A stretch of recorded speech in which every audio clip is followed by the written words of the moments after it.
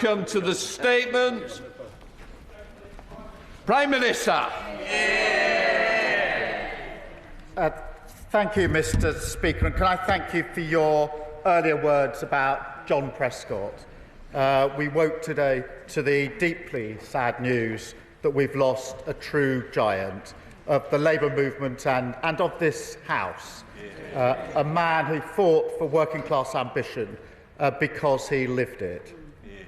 As one of the key architects of a Labour government, John achieved that rare thing. He changed people's lives and he set the path for us all to follow. And I will always be grateful to him for that. And Mr. Speaker, he did it all in his own way, with humour, with pride, passion and total conviction. He truly was a one-off. Mr. Speaker, there will be a moment for fuller tributes, but today I send my deepest condolences, and I'm sure of the whole House, to John's wife, Pauline, and his family, to the city of Hull and all those who knew him and loved him. His legacy lives on in all of us. Mr. Speaker, I'd like to update the House on my engagements at COP and G20. We live in a dangerous and volatile world. We all wish that wasn't the case, but it is. And, Mr. Speaker, that means global problems are reaching into the lives of our constituents more and more. Climate change causes extreme weather, like the terrible floods we saw in September, and it drives down economic growth. Conflicts drive up the prices of fuel, of food and energy, and threaten our stability and security. And both are drivers of migration. So to serve the British people, we must tackle these problems head-on, because they do not stop at our borders, and this is the fundamental point. And so in every meeting I had at COP and at the G20, in every agreement I entered into, my focus was on tackling these problems to deliver growth and security for the British people. Mr. Speaker, at COP I made the case that we must act on climate change and nature loss as some of the greatest long-term threats that we face. And in doing so, we must seize the opportunities of the low-carbon economy for investment, for UK businesses and for British workers. At COP, I was proud to announce the UK's new nationally determined contribution with a 2035 target to reduce all greenhouse gas emissions by at least 81% on 1990 levels. I called on other countries to match that ambition, to limit global temperature rises to 1.5 degrees. And I made the investment case for the transformation that we're leading here in the United Kingdom.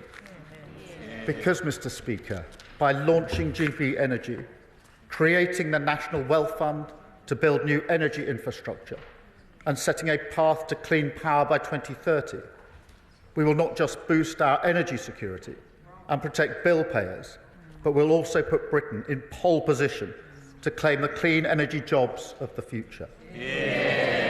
And that's why at COP I was able to announce a £1 billion wind turbine investment which will support 1,300 local jobs around Hull, something John would have been very proud of, to produce enough clean energy to power 1 million homes.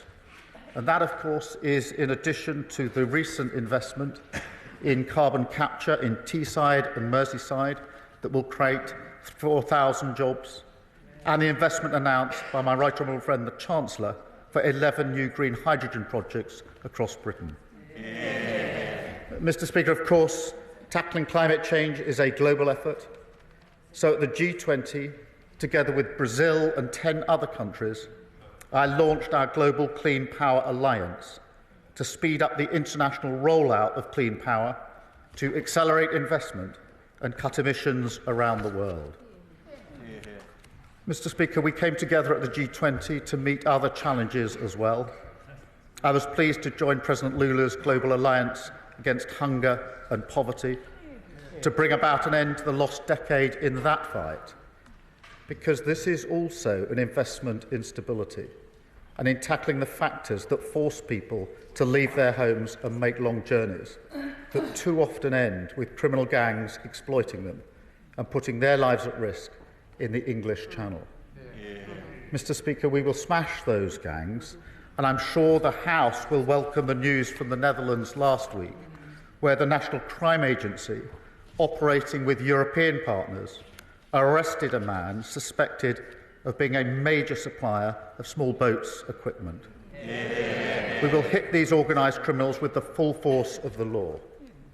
But we will also work with partners to address the root causes of the problem. Mr. Speaker, the G20 represents 85% of global GDP, so we have a shared interest in driving up growth and investment. I held productive bilateral meetings with many G20 leaders to that end: Brazil, Japan, Italy, South Africa, the Republic of Korea and others. I also met Italy and Japan together to take forward the Global Combat Air Programme to build the next generation of fighter jets and create high-skilled jobs and strengthen our national security for the long term. And I had a good discussion with Prime Minister Modi about deepening our bilateral ties. We agreed to raise the ambition of our UK-India comprehensive strategic partnership, covering security, defence, technology, climate health and education, building on the unique bonds and cultural ties between our two countries. Crucially, this work will start with trade and investment, and I'm pleased to say we agreed to relaunch FTA negotiations early in the new year. Mr. Speaker, I also held a bilateral meeting with President Xi. This was the first leader-level meeting between the United Kingdom and China for 6 years. We had a frank, constructive, pragmatic discussion as G20 economies and permanent members of the Security Council, and at a time of huge volatility. We both recognise the importance of engagement. I was clear that we will always act in our national interest. We need to work together on challenges like climate change and delivering growth. We agreed a new dialogue on these issues, which my Right Honourable friend the Chancellor will take forward with Vice Premier Hay in Beijing. Now, of course, there will continue to be areas where we don't agree, and we will address them clearly and frankly. That includes a number of issues on human rights, the sanctioning of members of this House, and, of course, Hong Kong. But, Mr. Speaker, here too we need to engage. The lesson of history is that we're better able to deal with problems, and the world is safer when leaders talk. So we agreed to keep this channel of communications open. Mr. Speaker, whilst it was not on the formal agenda of the G20, the spectre of conflict loomed large over the summit, spreading misery, destruction and despair, and causing children to starve and families to flee their homes. So I called again for the immediate and unconditional release of the hostages in Gaza, who are always uppermost in our minds. I also called for an immediate ceasefire in Gaza and for a massive increase in the flow of aid to Gaza, which is desperately needed. And yesterday we backed a UN Security Council resolution to that end. We must find ways to make this international pressure count to end the suffering on all sides. Mr. Speaker, the G20 also coincided with 1,000 days of conflict in Ukraine. And for the third year running, Putin did not attend. Instead, on the eve of the summit, he launched Russia's biggest attack for months, killing yet more innocent Ukrainians and hitting civilian energy infrastructure at the start of winter.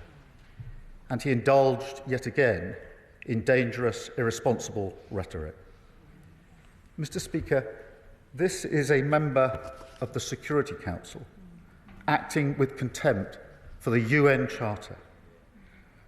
And while Brazil made finding solutions to hunger and poverty the focus of its presidency, in recent weeks, Russian missiles have continued to rain down on civilian ships carrying grain bound for Africa.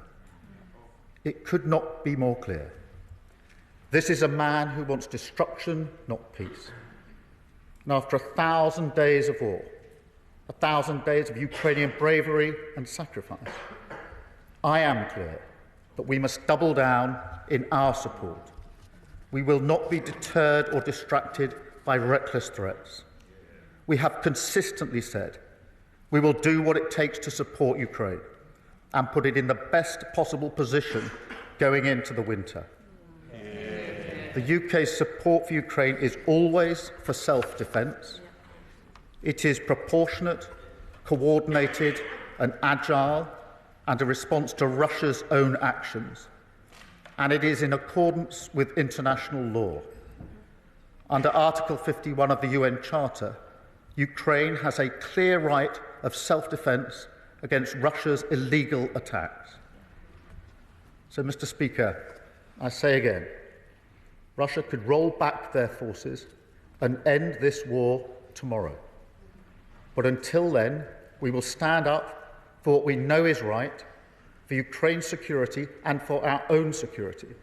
And we will back Ukraine with what is needed for as long as it's needed. Yeah. Mr. Speaker, in challenging times, I take the view that British leadership matters more than ever. So for the sake of our growth, our security, and making our presence felt, giving the British people a voice on the global stage once again, standing up for the national interest, and I commend this statement to the House. Yeah. I call the Leader of the Opposition, Kemi Badenoch. With your permission, Mr. Speaker, just before my statement, may I take the opportunity to express my heartfelt condolences on behalf of me and my party on the death of Lord Prescott. He was a titan of British politics in the 1990s, one of this country's greatest examples of social mobility, and a true patriot. No one who had 2 Jags could not love this country. And we all especially remember that moment when he connected with the electorate during the 2001 general election. Many of us all across the country and the public were very much on his side during that altercation. But may he rest in peace. Mr. Speaker, I would like to thank the Prime Minister for advance sight of his statement. As he said, this week marked the 1,000th day of Russia's unprovoked invasion. Ukraine is in a fight for its survival, and the people of Ukraine are in our thoughts daily, but those thoughts must translate into action from us and from our allies. I'm proud of the contribution to Ukraine made by the last Conservative government. £12 billion in military, humanitarian and economic support, a commitment to spend at least £3 billion a year on military support, and hitting Russia with the largest sanctions package ever imposed on a major economy. I said we would be a constructive opposition. I meant it. We will work with the government to ensure British support for Ukraine is steadfast and continues. However, at the G20, the Prime Minister was not able to achieve his goal of leaders doubling down on Ukraine's support. As Chancellor Scholz said, it is too little when the G20 cannot find the words to make it clear Russia is responsible for the war. The Prime Minister's meeting with the Chinese President has also attracted much interest. A day after his meeting with President Xi, in which the Prime Minister said he wanted a respectful relationship where both countries avoid surprises, 45 pro-democracy campaigners were imprisoned in Hong Kong. I was disappointed not to hear the Prime Minister condemn that time. Will he do so now unequivocally? And can he confirm that he explicitly called for the repeal of the national security law and for an end to Jimmy Lai's politically motivated trial when he met with President Xi? And can the Prime Minister point to any tangible benefits for UK interests from this meeting? Moving on to COP. COP has not yet concluded, so we do not know what the final impact on the UK will be. But we do know the Prime Minister's rush to a further cut in our emissions is yet another example of politicians putting short-term publicity above long-term planning. When will he publish the plans to achieve this new target? Exactly. Mr. Speaker, where this government does the right thing, we will back it. Yet where it puts politics before people and press releases before practicality, we will hold them to account. It is time for politicians to tell the truth, and it is time the Prime Minister provided some substance to back this costly rhetoric. Given how badly things are going at home, I'm sure it was a lot easier being in Baku and at the G20. But while he was in Rio de Janeiro, hard-working farmers were protesting outside Downing Street gates at his cruel family farms tax. His government has stoked inflation. The budget has caused employers to warn of job losses, price hikes and shop closures due to Labour's jobs tax. He needs to show what he is doing abroad is in the interest of this country and making lives better. That is why I welcome his continuation of FTA negotiations with India. However, outside the work that we started, at the moment, the Prime Minister's foreign policy is a pick and mix of empty platitudes, unilateral commitments that he could have announced at home, and dangerous precedents. Rushing to give away the Chagos Islands and paying for the privilege, an ill-judged suspension of export licenses to Israel, damaging our defence and security industry, and failing to set out a roadmap for spending 2.5% of GDP on defence in a world that is becoming yet more dangerous. Mr. Speaker, I hope the Prime Minister is up to the very real and serious challenges posed to our security and prosperity. He has many questions to answer this morning, and I look forward to hearing his response. Can I thank the Leader of the Opposition for her tribute to John Prescott? We really do appreciate that, and I'm sure his family will appreciate it as well. And on the broad issue of Ukraine, I do welcome the continued unity across this House. This conflict has gone on for just over 1,000 days, and I'm proud of the fact that across the House throughout that time we have had unity, and I welcome the fact that we will continue to do so. The only winner, if we divide on this, is Putin, and I'm not prepared to let that happen. In relation to the G20 words, it was clear about the Charter, but my position, I think, on doubling down was absolutely clear in everything I said on the record at G20 and everything I've said and done in the last few weeks. Mr. Speaker, in relation to China, I made it very clear in my meeting with the President that where we disagreed, would we be frank and open about that disagreement and raise those issues of concern. On the specific question of the action in Hong Kong, Minister West made a statement condemning this just a few days ago, and I'm very happy to repeat and affirm her position, because of course that is the government's position. And she will have seen some of the references to the other issues that I raised in my own meeting that are raised consistently with the Chinese by all members of this government, and actually, to be fair, by members of the previous government when they were in office. And I think, again, there's a lot of common ground there.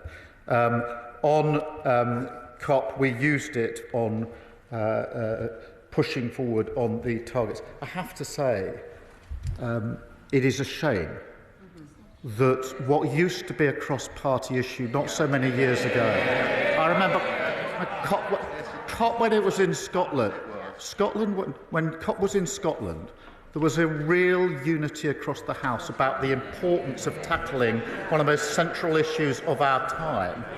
I think the fact that she has now taken the position she has of attacking the very idea of setting targets shows just how far the party opposite has fallen. And on an issue like this, I was proud that under some of her predecessors we had that unity. It's a shame it's now been lost because of the position adopted by the opposition. On the question of G20, and she references me being in Rio when the farmers were protesting, G20 is the leading economies of the world getting together to discuss questions of common issues on the economy and on security. If her implication is that the UK should not be there at leader level, that we should join Putin in avoiding that meeting, if that's the position of her party, then she should say so. Chair of the Select Committee, Emily Thornberry. At this time of such great uncertainty and so many threats, there has never been a more important time for Britain to be back on the world stage, and we have been missed. We can be a force for good, and our great friend, the sadly missed John Prescott, would be cheering the Prime Minister on as he takes a leadership in the most important tackling the most important threat of all, that of tackling climate change. John was an early champion of it. Could my right honourable friend take this opportunity to give us more details and explain why the UK-led Global Green Power Alliance, which I understand uses our convening power on international finance to unlock private finance to support the climate transition and to help the developing world? Well, I thank her for that question. The Clean Power Alliance is a global alliance, and countries are lining up to sign what is our initiative. This is to speed up the development of renewables, to make sure we got the funding, and this is the great opportunity. Climate is a huge challenge. We have obligations which we must meet globally. It's also the single biggest opportunity we have for investment into jobs in this country, for energy security, and to ensure the safety and security of everyone in this country. Thank you. Leader of the Liberal Democrats, Sir Edward Davey. Thank you, Mr. Speaker. Can I echo your words about the passing of John Prescott? He dedicated himself to serving people, and his enormous influence will be felt long into the future, not just in this country but around the world, with his incredible achievement of achieving the world's first international agreement on climate change at Kyoto. Our thoughts are with his family and friends across this House as well. Can I thank the Prime Minister for his statement? And I welcome his commitment at Baku to the new emissions targets. We support them. But can I ask him, when will he set out an action plan to meet those targets? Mr. Speaker, many families across the country will be worried not just about climate change, but about an increasingly insecure world. The devastating conflict in the Middle East, the actions of China, not least with the continuing imprisonment of Jimmy Lai, the war in Sudan, and I was alarmed to see no mention of Sudan in the G20 declaration, and on our own continent, where Putin's forces continue to wage their illegal and outrageous war against the innocent people of Ukraine. On the Middle East, Mr. Speaker, we welcome the reiteration of the G20's commitment to the two-state solution and calls for ceasefires in Gaza and Lebanon. But with the United States once again vetoing a UN resolution for a ceasefire in Gaza, does the Prime Minister agree that now is the moment for the UK to recognise the independent state of Palestine? And on Ukraine, we welcome the new approvals on long-range missiles. We must give our Ukrainian allies whatever they need to win this war. But the reality is that this support should have been given sooner. Why has it taken the threat of a second Trump presidency for action? Mr. Speaker, this is a war for our security and for the values we hold dear. Does the Prime Minister agree with me that now is the moment for the UK to lead in Europe? So will the Prime Minister convene a summit of European leaders to seize the Russian assets which are at our fingertips? Mr. Speaker, we must not and cannot look back at this moment and wonder whether we could have done more. Prime Minister. Can I again thank him for his tribute to John Prescott, and I was pleased to set out our emissions target, and of course we'll set out our plan, but the single most important issue is achieving clean power by 2030. That is the game changer, and is one of the 5 missions in government. On Sudan, he rightly raises an important issue, and I did raise that myself at the G20. On Gaza, we obviously supported the UN Security Council resolution, as I referenced in my words earlier, and we do have long-standing policy on recognising Palestine as part of the process. A two-state solution is the only way for a political solution to this awful and ongoing conflict. On Ukraine, look, careful decisions are made, coordinated and collaborated with our key allies. On Russian assets, action is being taken, and that is already being done on a number of forums, as I think he knows. Thank you. Thank you, Mr. Speaker. Can I congratulate the Prime Minister on the restoration of UK leadership?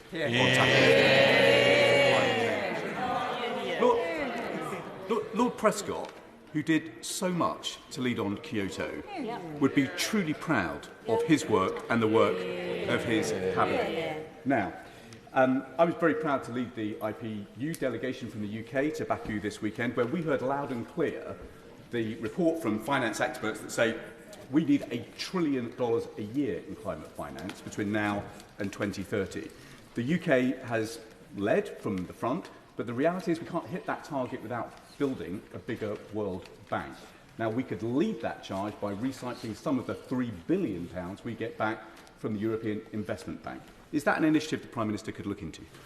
Prime Minister. Well, I thank him for his question. On the question of UK leadership, we are back leading on the stage, and the sentiment amongst other leaders is they're glad to see the UK back leading on these issues. Their words to me, they feel there's been an absence under the previous government. On the question of finance, this is really important. I do think that there are a number of ways we should leverage and can leverage private money in to meet the very important challenge, whether that's the global climate challenge or other challenges, and we took steps at COP to set out how those mechanisms could be improved. Thank you. Sir John Whittingdale. Can I strongly welcome the decision to allow Ukraine to strike against targets in Russia from which missiles, drones and glide bombs are launched?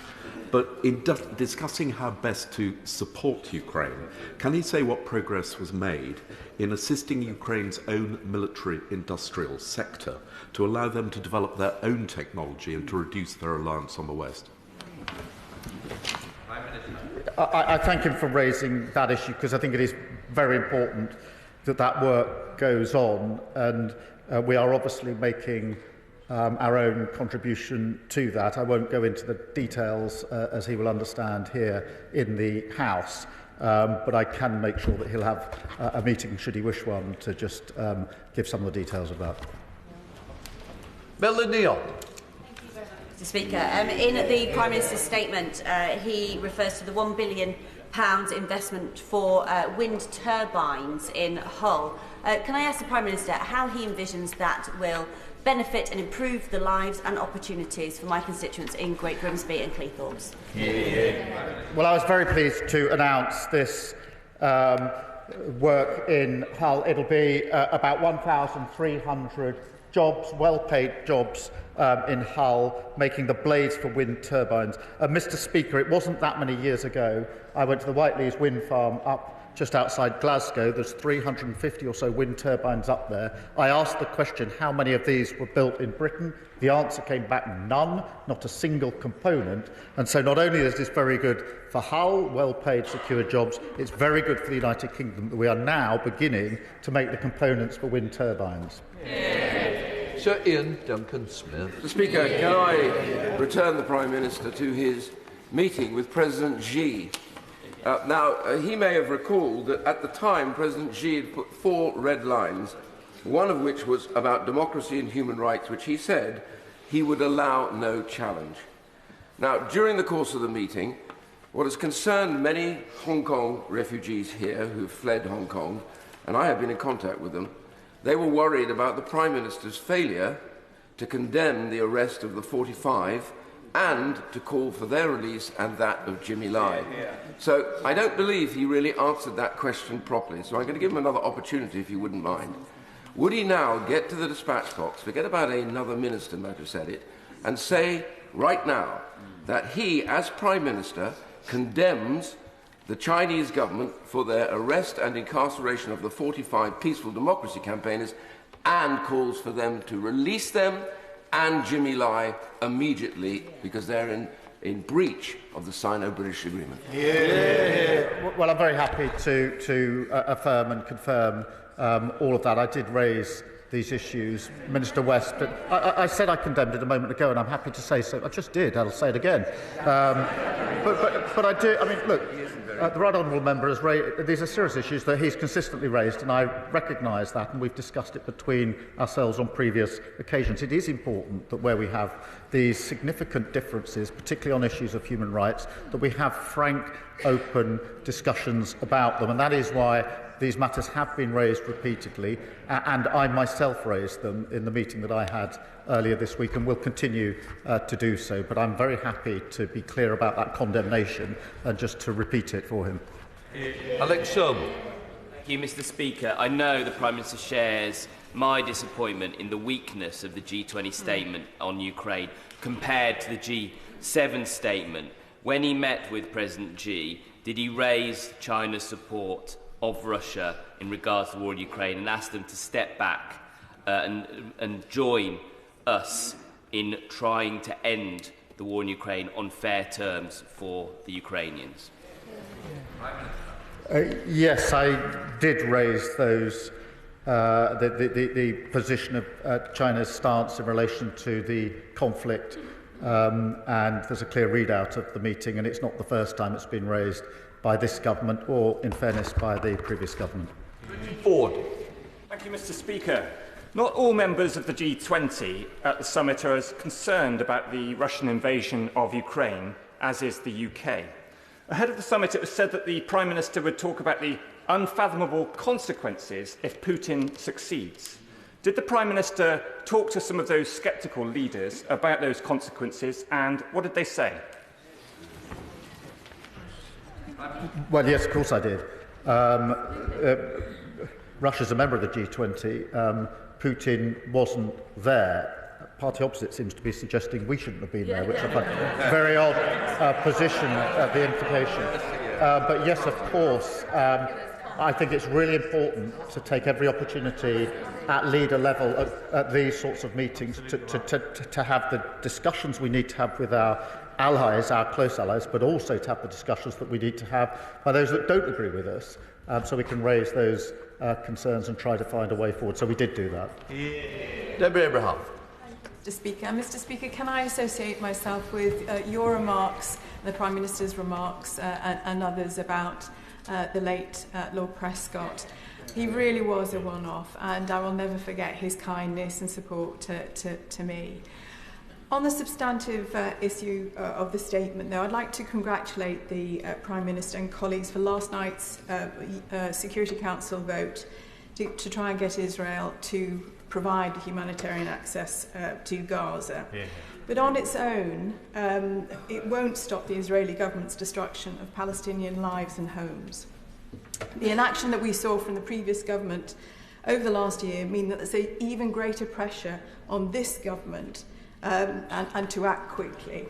So given Israeli government ministers are knowingly ignoring international law and ordering preparations for the annexation of illegal settlements to start in January next year, will the Prime Minister impose sanctions on them and the organisations that fund them?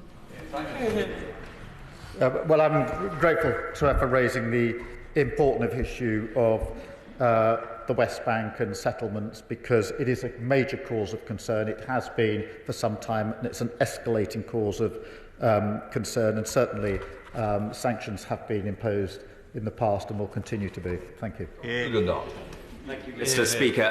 May I welcome the statement condemning China's actions that the Prime Minister has given, but could he make a commitment here, now, and completely clearly that before any minister meets with any Chinese official, they will meet with the family of Jimmy Lai, or indeed any of the other many Hong Kongers who are here who've now got families detained? Because we know, we can brief him on it, that there are Hong Kongers here in the United Kingdom today who are threatened by the Chinese state here in the UK today, and it is his job to defend the people of this country, not to bow to the people in Beijing.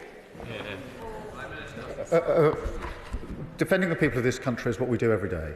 Raising these important issues is the right way to do it. I was very clear about what I raised. It's a matter of public record, as he will well know.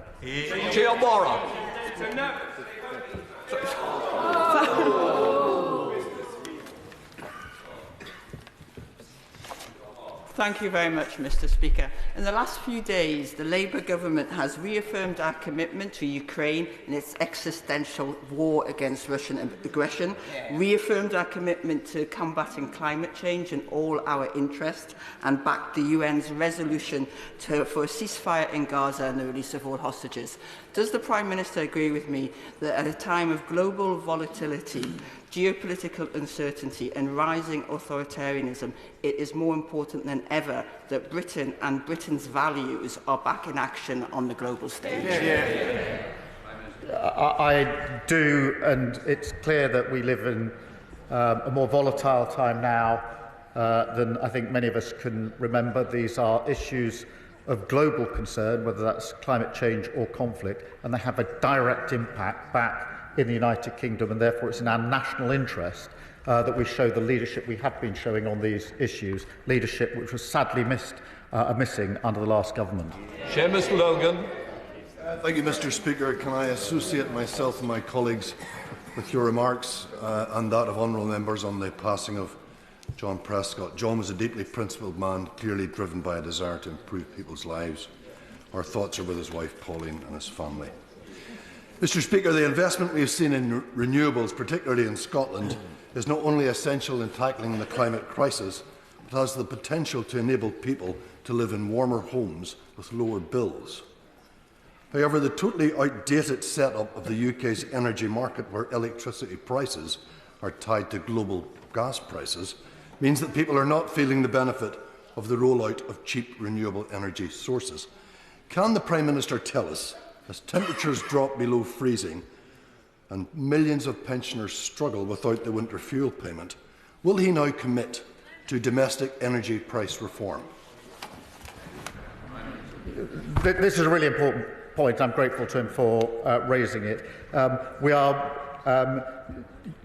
powering forward to clean power by 2030, which will achieve not just independence, particularly to stop Putin putting his boot on our throat with energy bills. Everybody has suffered because of that. It will also bring down cheaper bills, which is really important, and of course the point he made at the beginning of his intervention, which is the next generation of well-paid, secure jobs across the United Kingdom, including in Scotland. Rachel Taylor. Thank you, Mr. Speaker. A couple of years ago, the constituents of North Warwickshire and Bedworth were hit hard by rocketing gas prices and energy bills because the last government left the UK hooked on global gas markets controlled by dictators like Vladimir Putin.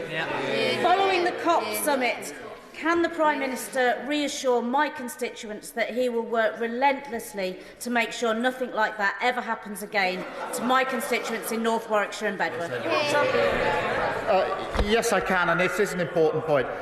All countries were impacted by the conflict in Ukraine. We were impacted more than other countries because some of the steps that could have been taken in the move towards renewables were not taken at speed by the previous government, and people across the country paid the price. Sir Julian Lewis.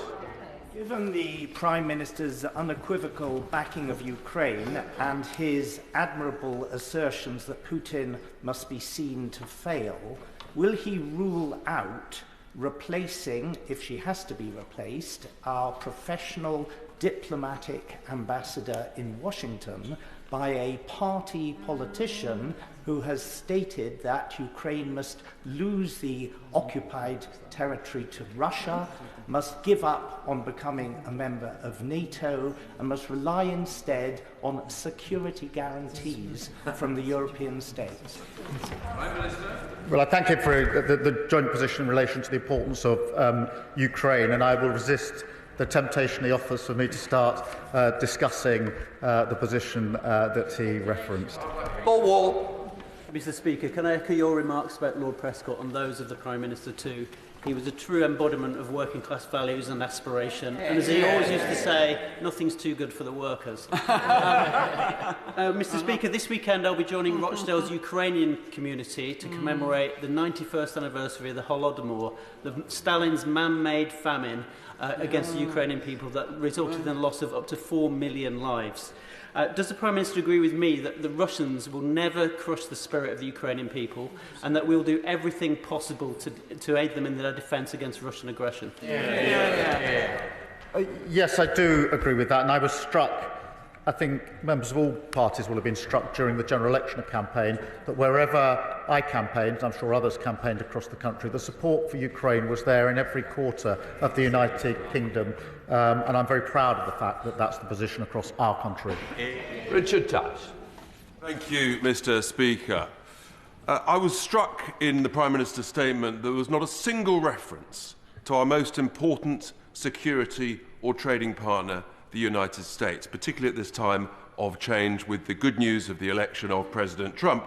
But whilst the Prime Minister was at the COP conference, of course, he may have missed the fact that growth is falling in this country, debt is rising, and the motor industry is panicking as jobs are being destroyed. Nissan just yesterday announced further job cuts, as have Foord, because of electric vehicle targets, which is causing irreversible damage to our motor industry. What's the question? I don't think it was a question, but look, we've stabilised the economy. We've got an absolute mission on growth. There was no growth for 14 years. And I think his party was cheering along the mini-budget not so long ago, which was the major cause of many of the problems that we're facing today. Rachel Blake. Thank you, Mr. Speaker. May I offer my condolences to Lord Prescott's family. He was a true pioneer, inspiring role model, and remembered here and in every place that benefited from his leadership and support for communities and neighbourhoods. Mr. Speaker, last month I met with my constituent, Sebastian Lai, and we talked about my constituent, Jimmy Lai, the British citizen who's been arbitrarily detained. And can I share here my heartfelt thanks and the thanks of my constituent's family to the Prime Minister for raising this while he was at the G20. Can the Prime Minister share with us his expectations as a result of this conversation? Thank you. Well, I did raise it personally myself because it's such an important case and it's very important that we continue to do so. And that is raised by government ministers every time we engage with China. It's such an important case. This House knows the details of it, which is why I raised it and took the opportunity in the meeting I had earlier this week to raise it directly with the President. John Glenn. Thank you very much, Mr. Speaker. I think everyone in this House welcomes high ambitions for our country. But in the face of the complexity of delivering against the ambitious targets that the Prime Minister has set out, there will be apprehensiveness around when other countries follow down that track at a different pace and the implications for our economy. But could I draw the Prime Minister's attention to the excellent comments made by his Chancellor about the financial services industry last week at Mansion House? And what assessment has he made of the prospects of another economic and financial dialogue with China, building on the one that I attended in 2019 in London, as an opportunity to extend economic dialogue which has to be positive for the UK economy? Well, I'm grateful to him for referencing the Chancellor's Mansion House speech last week, which was an excellent speech. I do think on matters economic, there is a dialogue to be had with China. It needs to be pragmatic, it needs to be serious, and it needs to sit alongside the frank discussions we need to have, as we've referenced in this House, on the issues where we disagree. But I do think there's room for that dialogue in the national interest, in our own interests. Thank you. Abdullah Mohammed. Thank you, Mr. Speaker. I'd like to associate myself with the condolences passed today for Lord Prescott. I welcome leaders of the G20 calling for a comprehensive ceasefire in Gaza and Lebanon and the UK's decision to support a resolution on the ceasefire. I'd like to thank the Prime Minister's personal involvement in ensuring this was going to happen. Sadly, we seem to be moving further and further away from peace.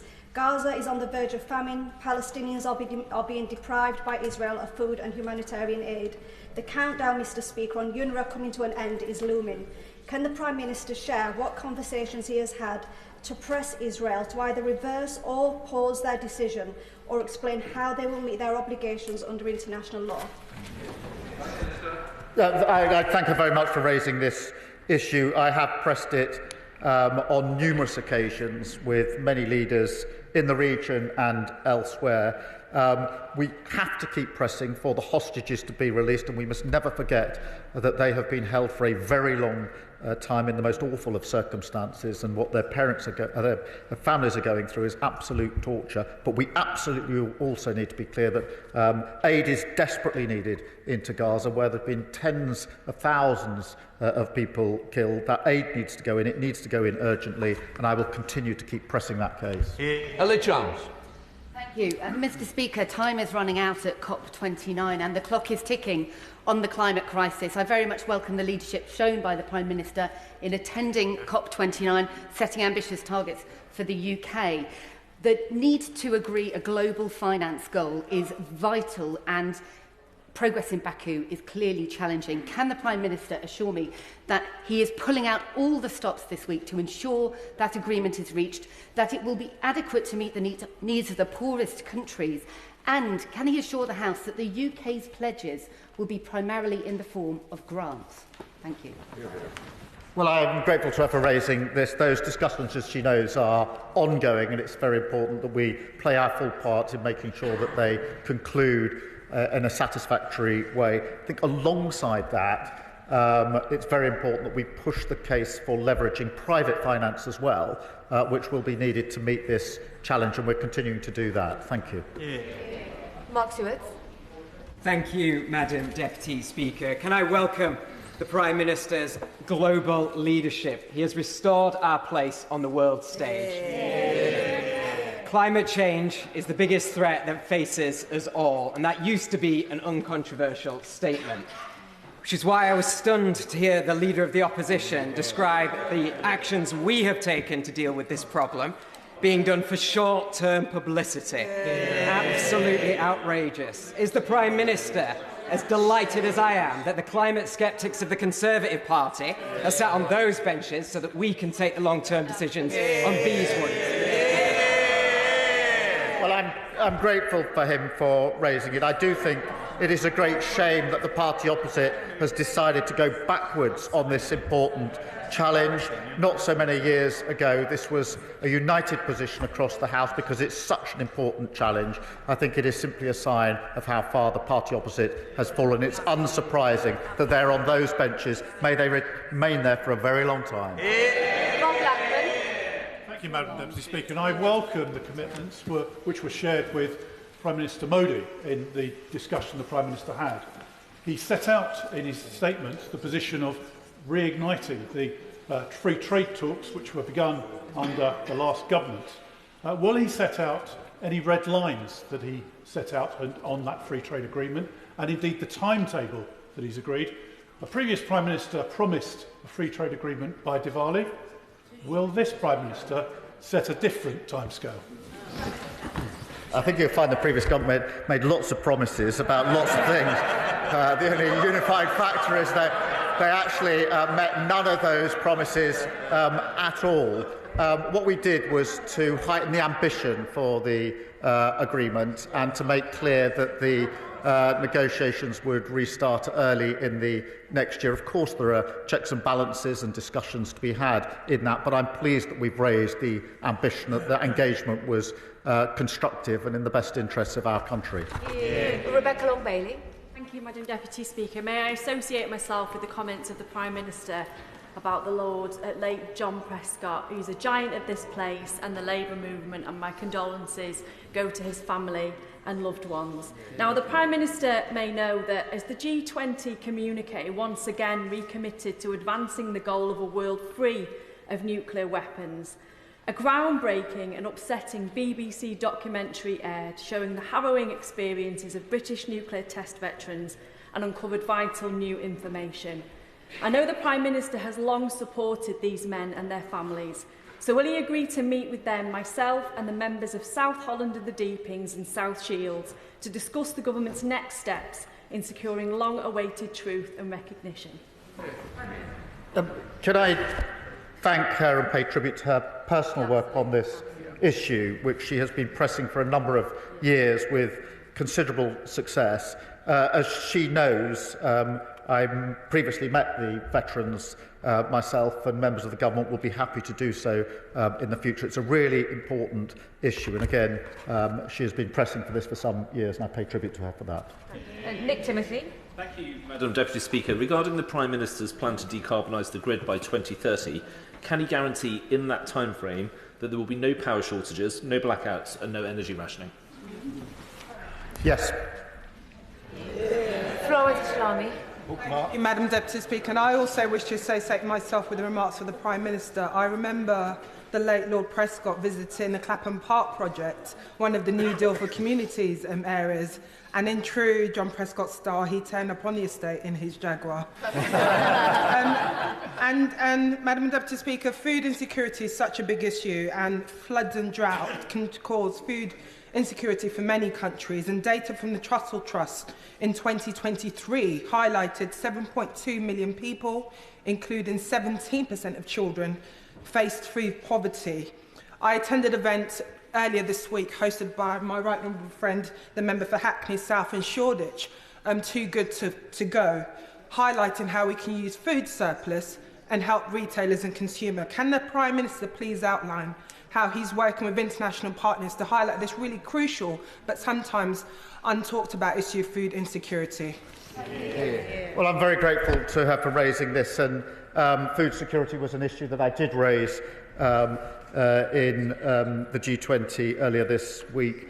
She also references floods, and for anybody now sceptical about COP, there was a very powerful set of interventions by the Spanish Prime Minister about the impact that climate has had very recently in Spain with the terrible flooding there, and it's a really material reminder of why we must never let up and why we shouldn't really divide on this important issue of climate change. We're a Hobhouse. Thank you, Madam Deputy Speaker. A breakthrough moment at COP28, the previous COP, was the creation of the Loss and Damage Fund. But the financial contributions of each individual country was miserable, including that of the UK. Supporting communities in climate-vulnerable countries is in all of our interest because it prevents large-scale migration when land becomes inhabitable. Will the Prime Minister commit to a financial contribution that is increased to the Loss and Damage Fund? Mr. Speaker, I'm not going to set out financial contributions here. The focus that we brought to COP was on the future action that is needed, the resilience planning that is needed, and being absolutely determined to work with partners to make the transition, for example, to clean energy across so many other countries. Matt Weston. Thank you, Madam Deputy Speaker. Can I associate myself with the remarks from Mr. Speaker and that of the Prime Minister about John Prescott. John Prescott, although I didn't know him personally, was clearly, I think it's fair to say, a phenomenon. The Prime Minister will be fully aware of the importance of Jaguar Land Rover and Tata Group's investments here in the United Kingdom, but also to the constituency, my constituency of Warwick and Leamington. So can he give us his assessment of UK-India relations following his bilateral with Prime Minister Modi? I thank him for that, the relations with India after the discussions earlier this week were in a constructive and positive place, and that is good for his constituents and good for the country. I have separately, as he will know and will have expected, discussed issues with the Tata Group in relation to their investment into this country. David Mundell. Thank you, Mr. Speaker. Obviously, President Lula's global alliance against poverty and hunger is to be welcomed. But such initiatives become mere platitudes if they're not backed up by action and resources. So what, in practical terms, is the UK's commitment to this initiative?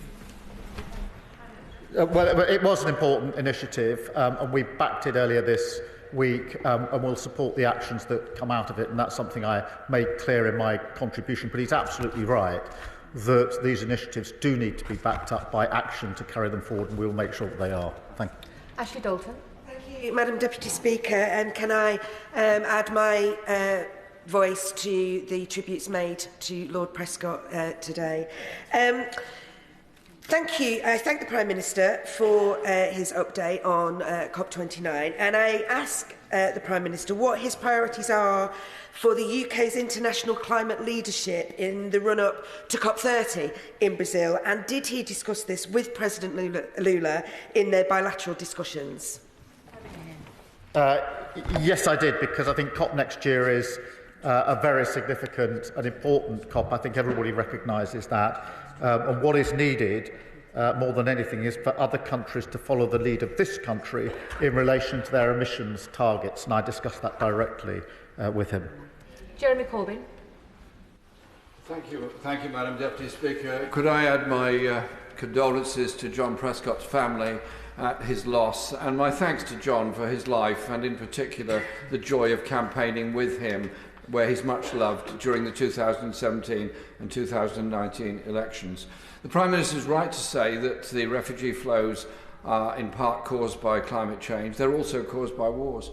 So I would like to know what the G20 summit said about the wars in Sudan and in Congo, as well as the need for a ceasefire in Gaza. And whilst Russia's invasion of Ukraine is obviously wrong, what pathway does he see to bringing about a cessation of that conflict, rather than putting long-range missiles in, which can only exacerbate the conflict with Russia and lead us to a very dangerous place indeed? Is there a pathway to an end to that war that he sees, or anyone else in the G20 saw during their meetings? I'm grateful to him for his question. I did raise the question of both climate and conflict as major drivers of migration across the world, which is why they need to be addressed at the international level. In relation to Ukraine, I was very, very clear that Russia is in breach of the UN Charter. This is Russian aggression against a sovereign country in Europe, the sort of aggression I didn't think I would see in my lifetime again.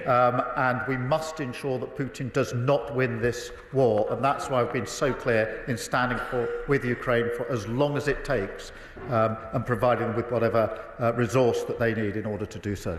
Jacob Collier.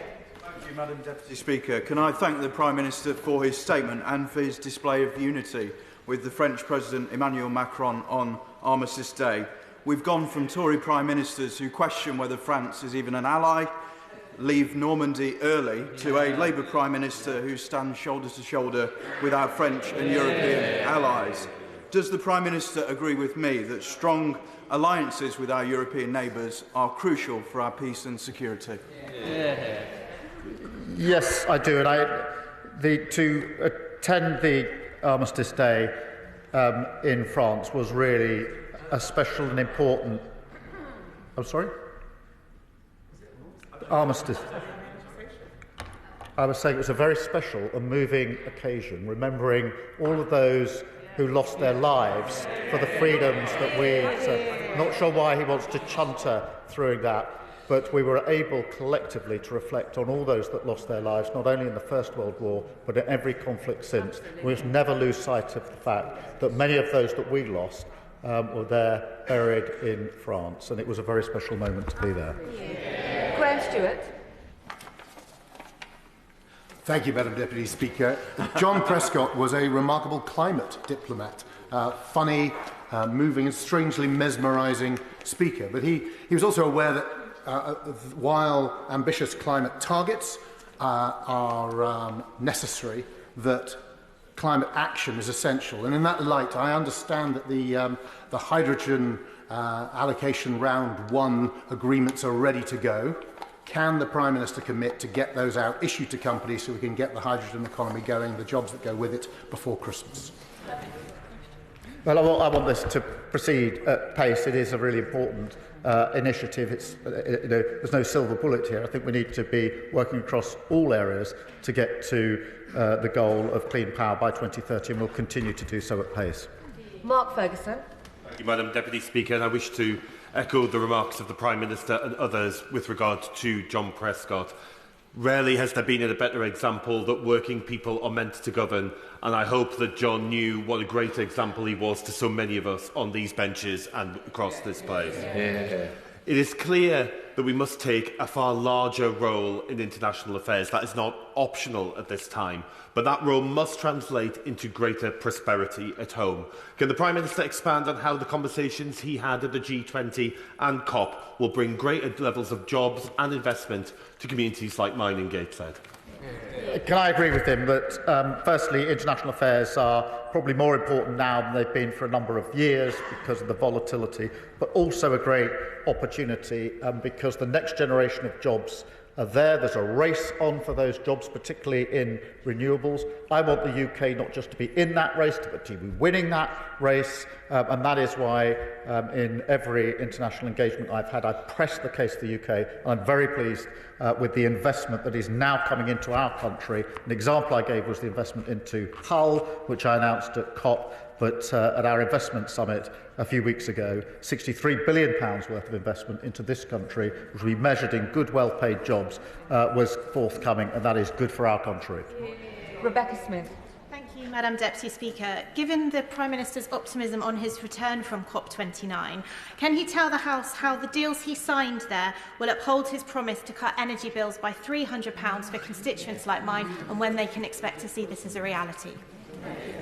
Yes, the direct investment into the jobs in Hull to build the turbines is obviously really important in that constituency and for the country, and I'll continue to make the case for those deals to be done with those jobs to come so we can drive forward to clean power. That will have the impact of energy security but also lowering energy bills. Chris MacDonald.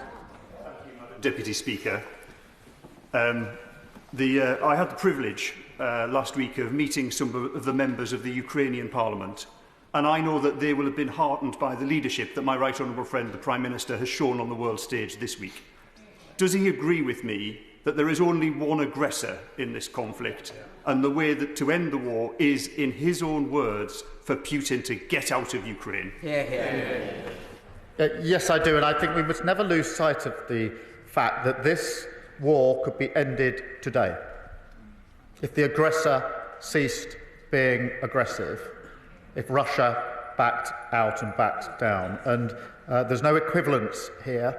A sovereign country has been invaded, and that's why across this House we've stood with Ukraine for as long as it takes and will continue to do so. Josh Babarinde. Thank you, Madam Deputy Speaker. I'm proud that the Liberal Democrats were the first UK-wide party, a major party, to call for an immediate bilateral ceasefire between Israel and Gaza, and we continue to push the Prime Minister to honour that position. I'm also proud that many Eastbourne campaigners have been calling for that from the get-go and coming out to condemn the rising tide of Islamophobia and anti-Semitism across the country. What global efforts did the Prime Minister discuss with G20 leaders to stem this tide of prejudice? And will he congratulate Muslim and Jewish leaders in Eastbourne, as well as incredible neighbourhood policing officers like Fareed Kamar, who you know, Madam Deputy Speaker, as well, for uniting to root out hate crime locally?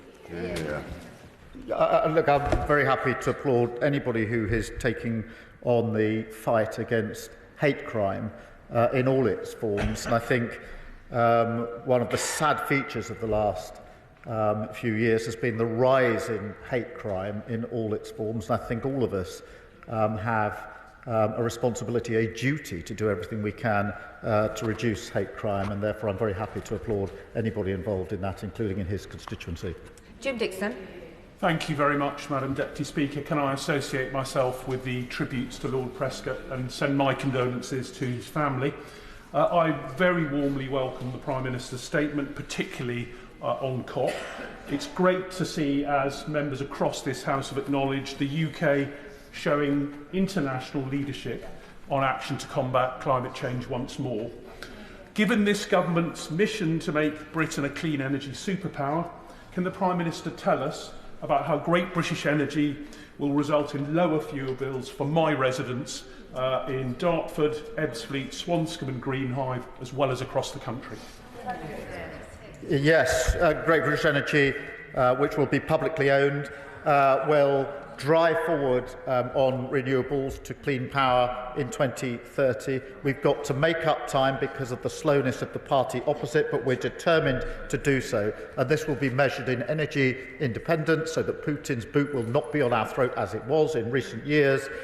in the jobs of the future and in lowering energy bills. Richard Holden. Thank you very much indeed, Madam Deputy Speaker. We know that one thing the Prime Minister was discussing with President Xi in August was the planning application for the Chinese embassy. He said to the President, "You raised the Chinese embassy planning when we talked on the phone, and we have since taken action by calling in that application." What discussions did Downing Street have with the Department on the call-in prior to the Deputy Prime Minister's decision to formally call in the Chinese embassy planning application? Well, he'll know very well the application's been in for a number of years. It's something the previous government was looking at, and it's being dealt with in the usual process. John Slinger. Thank you, Madam Deputy Speaker, and may I associate myself with the expressions of condolence to Lord Prescott's family and friends. Given that this is UK Parliament Week, does the Prime Minister agree that his statement should reassure young people who need hope that global issues are tackled, that his and Ministers' efforts at international forums such as COP29 and the G20 are vital? Would he further agree that it is this government that is renewing and strengthening our alliances and demonstrating that greater international cooperation can defend our values and leave a better world for our children?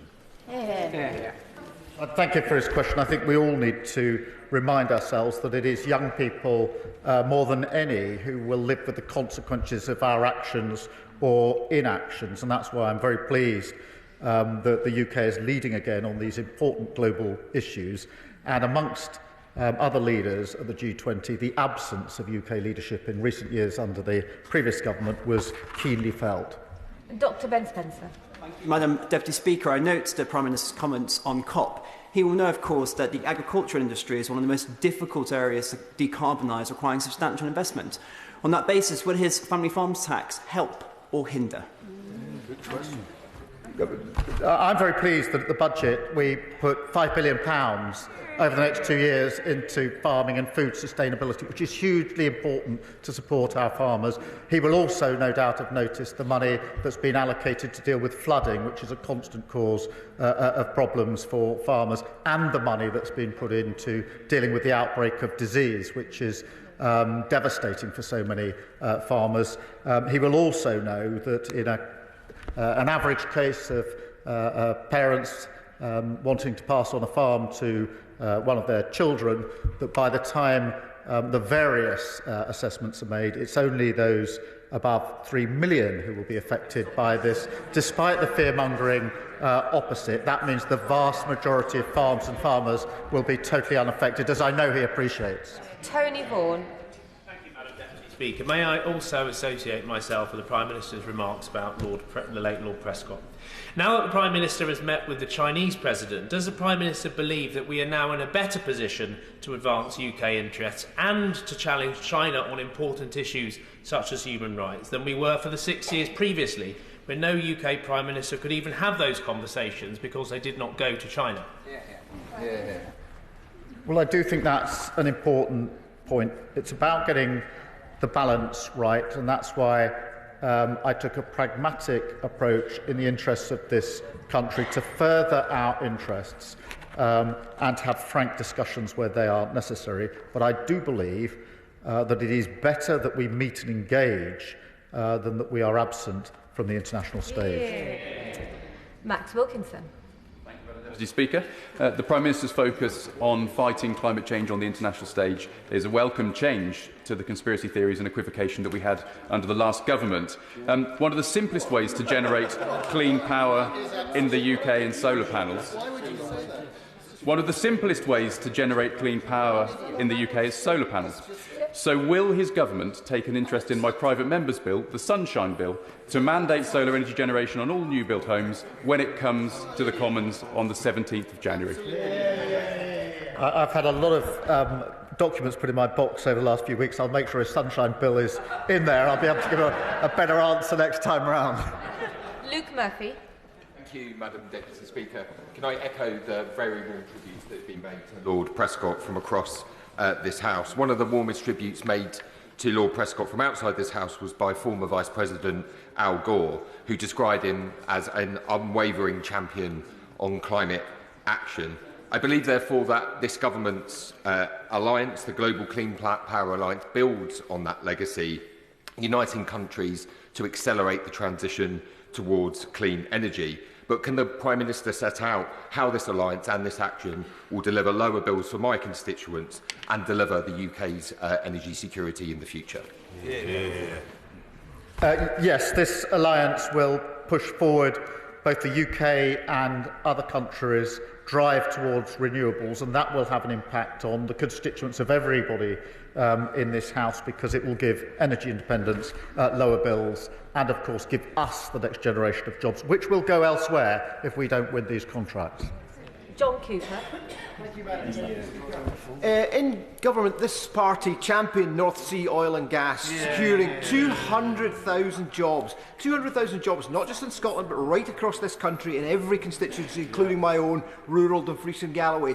The Prime Minister talks about us having Putin's boot on our throat.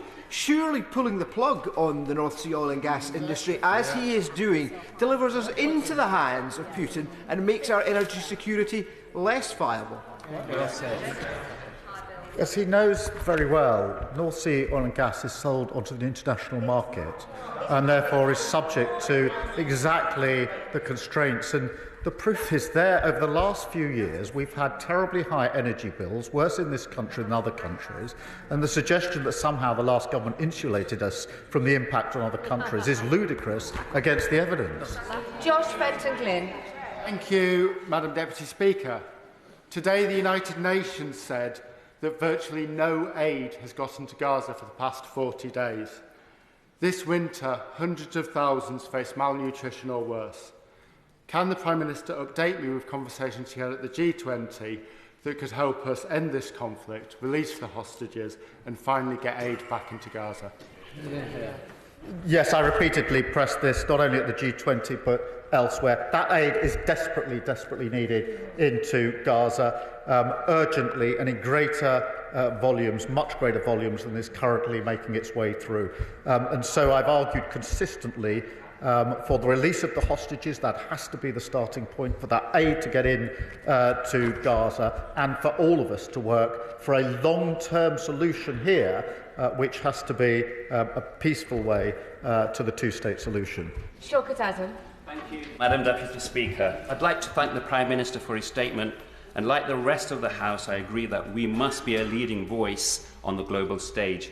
But I'd like to ask the Prime Minister why it was necessary to travel with 470 officials to the G20, notwithstanding the carbon footprint, but the cost to the public purse, especially as if I'm going to have a lot of cold pensioners this winter. The contingent this year was actually fewer than the contingent last year. It involved a wide number of individuals. There's a lot of negotiation. A lot of negotiation, as he probably well knows, goes on at COP, and it's absolutely vital that we're there doing that important work. Graham Downey. Thank you very much, Madam Deputy Speaker. I think what was clear throughout the Prime Minister's statement was the need for defence collaboration across the world as we live in a much more unstable global situation. Can I ask the Prime Minister if, during his discussions with the Australian leadership, he was able to recommit the UK to AUKUS, and can you give us an update on the next steps, please?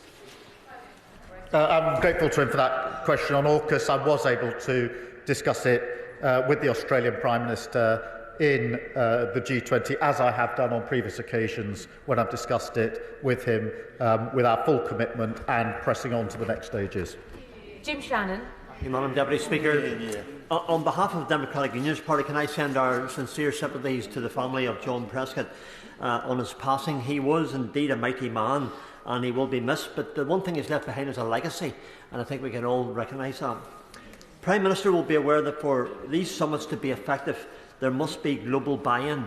To see world leaders such as France amongst those determining it was not a good use of time does, I believe, pose a question. If a new format is needed, what discussions has the Prime Minister had with other nations to ensure that meeting environmental obligations is not something to be avoided, but instead is something to get excited about? Thank you. Well, I'm grateful and for his comments on John Prescott and his legacy, and that's why both on climate, which John felt very passionately about, and obviously the jobs that we've been able to announce going to Hull, I'm so pleased to build on that legacy. In terms of buy-in, this is a really important issue. It's why we need to show leadership. because we can't do this on our own, no country can, and therefore with the UK showing leadership, we can get the buy-in of other countries in whatever form and in whatever way that we can, and that's why I've worked so hard at COP on this issue, obviously raised again at the G20, and why I'm very supportive of initiatives for private finance to be leveraged in to help other countries meeting the obligations that they will have to make. Final question, Douglas McAllister. Thank you, Madam Deputy Speaker. I'm pleased to note that the Prime Minister had good discussions with Prime Minister Modi and deepened our bilateral ties and our unique bonds. Can the Prime Minister assure me that my constituent, Jagtar Singh Johal's 7-year average detention was raised with Modi during those discussions to help bring him home to Dumbarton? Hear, hear. I thank him for raising that, and let me give him that reassurance that it was raised. It's an extremely important case, so it was raised by me. It has been raised by other ministers, as he would expect. That concludes that business. I'll let the front bench have a few moments to swap over.